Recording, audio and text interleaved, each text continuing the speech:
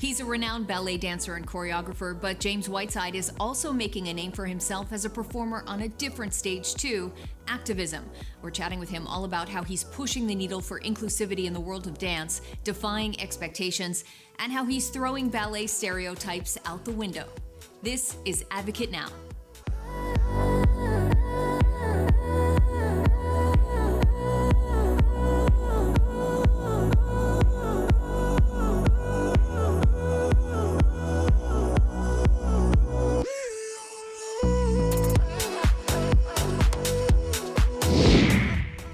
James, it's so great to have you with us. And you're a classically trained dancer and choreographer for the American Ballet Theater. What initially drew you to ballet?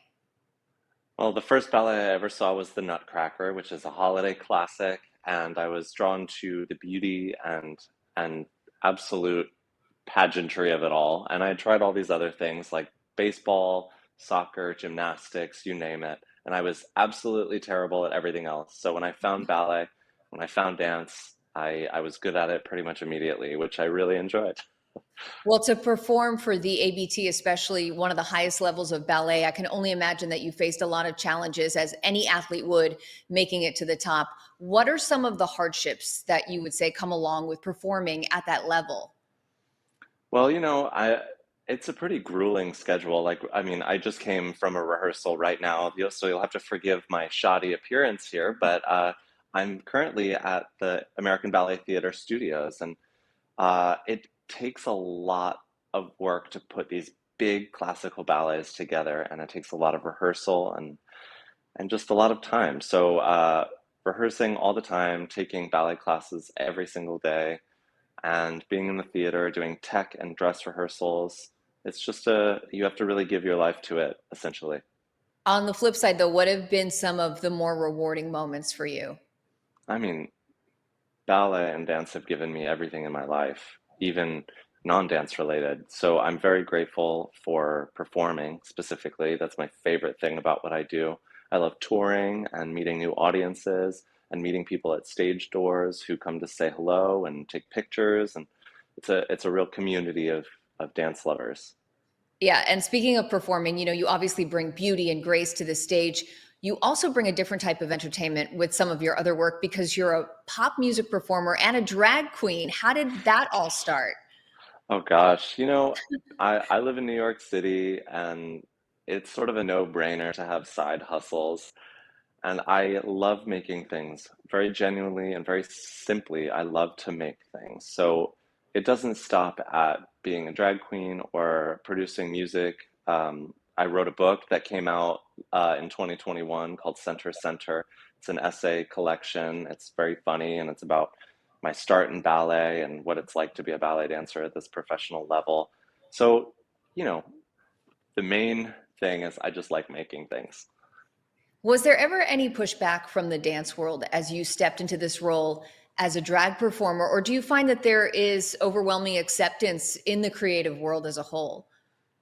It's changed since I started professionally. I started professionally in 2002, and I'm not the first or the last person to have, um, you know, to moonlight as something perhaps not everybody understands. So, yes, I did feel reticence from some groups, but overall, my uniqueness has been celebrated in my field, and I'm grateful and very happy for that. Would you say that you've had to face stereotypes as a male dancer or a drag queen? Oh, yeah. I mean, I face stereotypes every day, and some of them I even live up to. And that's okay. I am a very strong-willed, you know, stony kind of person, and you have to have a strong will to be in this field where you will be susceptible to prejudices and preconceived notions, but I am absolutely stronger than any ideas other people have about me. How would you say that you're pushing the needle forward to make the dance space more inclusive? God, that's a tough question because I feel pretty limited in what I can do because I myself am setting an example just by existing in a way. and being a very out and proud gay man. Um, just my career is 20 years now professionally, and I've been a pretty noisy homosexual the whole damn time. But when it comes to actually pushing the needle forward on the work, it's difficult because I do classical ballets that are, in some cases hundreds of years old. So I work for a company that does classics as well as new works. And in the new works, I do hope to see fresh tales told.